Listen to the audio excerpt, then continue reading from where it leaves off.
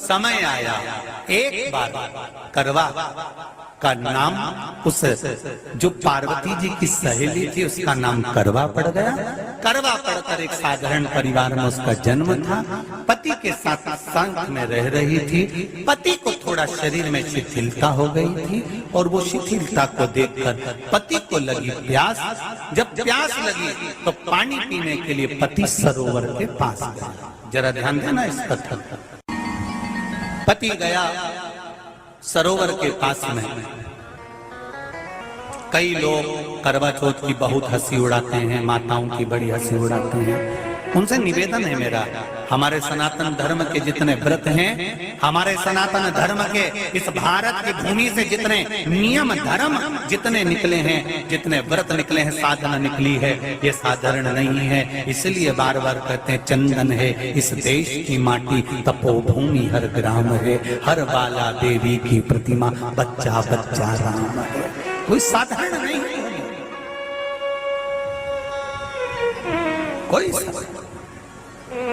अब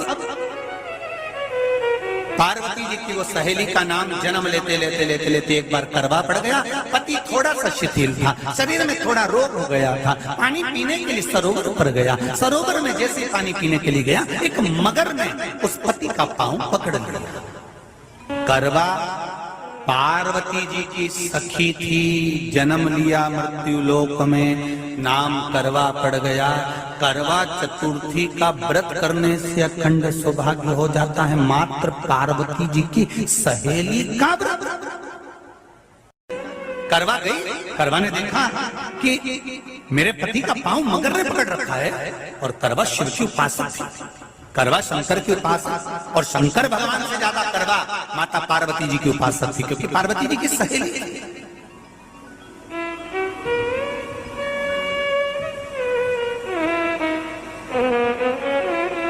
पति का पांव खींचकर मगर पानी में लेकर जा रहा था।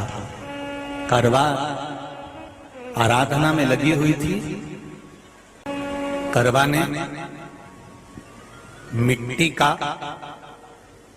एक गोल भाग ही बनाया था, जिस पर पार्वती जी का जो नीचे का पीठी का होती है उस पर शिवलिंग रखा था। केवल नीचे का भाग का निर्माण ही करा था, और करवा के कानों में शब्द पड़ गया। करवा के कानों में शब्द पड़ गया, पति के चीखने की आवाज आई। करवा दौड़ पड़ी। ये तो कैलेंडर में छपा हुआ करवा चौथ का फोटो आने लगा, नहीं तो पहले नियम था दीवार पर बनाई जाती थी और वहां पूजन करी जाती थी।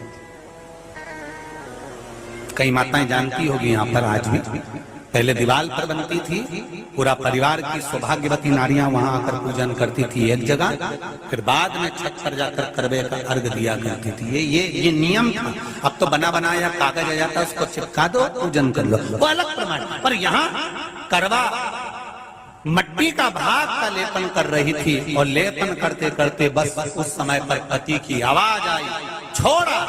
करवा भागी, और शिव आराधना में लगी हुई करवा, पार्वती की आराधना में लगी हुई करवा भाग कर गई।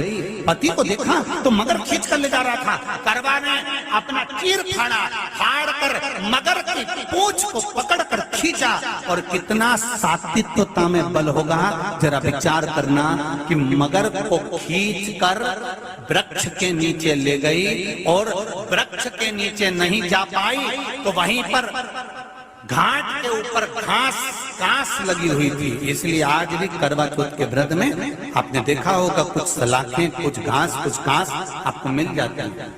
उससे एक घास से, मात्र एक घास, एक घास से उसने उस मगर को बांध दिया। मगर हिल नहीं पाया। यम के दूत आ गए इसके पति को मौत के ग्रास ले जाने के लिए। यम के दूत। करवा ने पूछा तुम कौन हो, कैसे आना हुआ?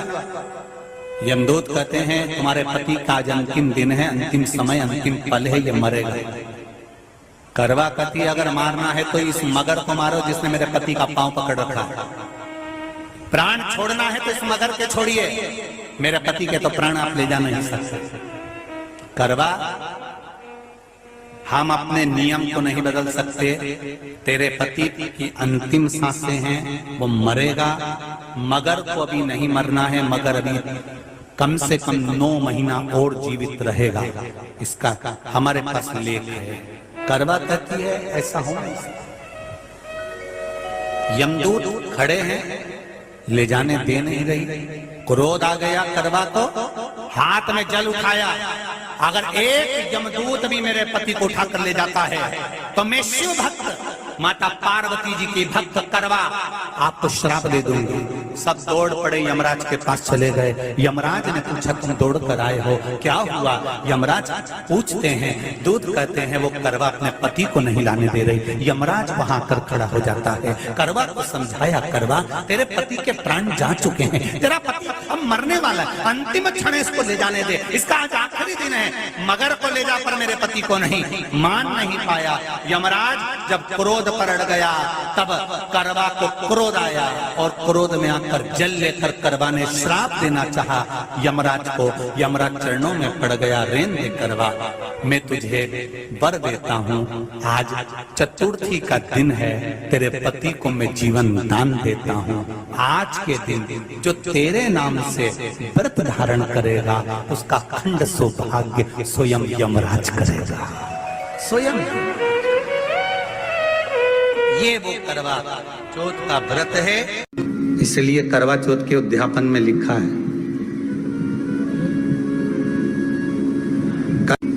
उसका जब उद्यापन होता है तो एक थाली में 13 जगह पर 4-4 पूड़ी रखी जाती है। आप लोगों को तो मालूम होगा, आप लोगों ने करा होगा करवा चौथ का उद्यापन।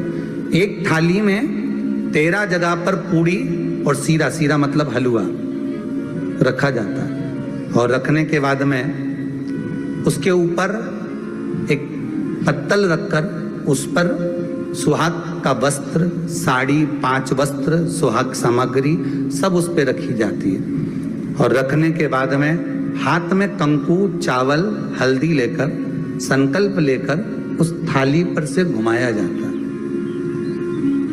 कामना करी जाती है, हे चौथ माता, हे करवा चौथ, हे चतुर्थी माँ,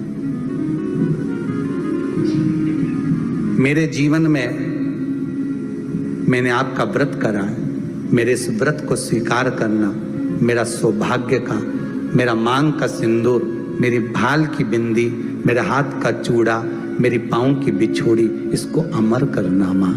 और जो ये वस्त्र मैं दे रही हूँ, इस वस्त्र को मैं जो प्रदान कर रही हूँ चौथ माता, इसको स्वीकार कर कर मेरी भी चुनड़ी को लाल बनाए रखना। तब उस साड़ी को, उस वस्तु को, उस सामग्री को उठाकर घर की वृद्ध सास को, जो घर में सासू होती है, उसको दिया जाता है। सास नहीं हो तो किसी सौभाग्यवती नारी को दिया जाता है। उसके बाद में आप फिर ब्राह्मणों का भोजन कराओ, बड़े प्रेम से बुलाओ और ब्राह्मण ब्राह्मणी का भोजन कराओ। अब आज के जमाने में जो करवा चौथ का उद्यापन होता है, उसमें जब समाज की माताएं उद्यापन करती है तो केवल स्त्री को भोजन करा देती है, पुरुष को नहीं कराती। पर करवा चौथ के उद्यापन में लिखा है कि ब्राह्मण का भोजन होना चाहिए, उसके साथ सौभाग्यवती नारी आए, उसकी पत्नी। पर अपन ने तो सोचा कि चौथ माता का उद्यापन है तो केवल स्त्री को खिला दो, उद्यापन का पूर्ण फल मिल जाएगा। नहीं, उसका सुख नहीं और देने का भी फल है महाराज। करवा चौथ का उद्यापन करो तो भोजन करने उसको बुलाओ जो अपने घर का हो, उसको उद्यापन में नहीं गिनो। अपने घर के लोगों तो वैसे ही भोजन करेंगे, घर का व्यक्ति तो वैसे ही भोजन करेगा ना। पर अपन ने उन्हीं को गिना, ने हमारी बड़ी जीजी के गिन लो, ने छोटी जीजी के गिन लो, ने भांजी के गिन लो, ने उसके गिन लो, ने उसके गिन लो, ने 13-14 ऐसे इकट्ठा कर लिया। ये सब ये अपने इकट्ठे हो गए, ये तो अपने हो गए। ये तो तुम उद्यापन करोगे तो घर में इनको तो जिमाना ही पड़ेगा क्योंकि तुम्हारे रिश्तेदार हैं। दूसरे को जिमा कर जब हम दान देते हैं, दान उसको लगता है जो दूसरे को दिया गया। कई लोग कहते हैं हमने बहन बेटी के दे दिया, तो बहन बेटी क्या दान लेती है? किस पुराण में लिखा है कि बहन बेटी दान लेती है? हमको वो भी बताना कि बहन बेटी दान लेती है, क्योंकि बेटी तो खुद कन्यादान में जाती है। बेटी का कन्यादान होता है, वस्तु का दान नहीं। बेटी खुद दान में दी जा रही है, कन्यादान में। बेटी कभी दान नहीं लेती महाराज, बहन बेटियां कभी दान नहीं लेंगी। और बहन बेटियों को कह भी देना चाहिए, अगर भाभीओं बोले कि हमने जीजी को दान है, दान मान नहीं ले रहे हैं, देना हो तो ठाट से हमारा हक दे रही हो। हम साल भर में आते हैं तो राखी पे साड़ी दे रही हो, ये हमारा हक है, क्योंकि हमारे मकान में रह रही हो, हक दे रही हो, दान नहीं। दान देना है तो पंडित जी के दो, दान देना है तो ब्राह्मण को दो, गौ माता को दो। हम दान नहीं ले रहे, हम अपना हक मांग रहे हैं।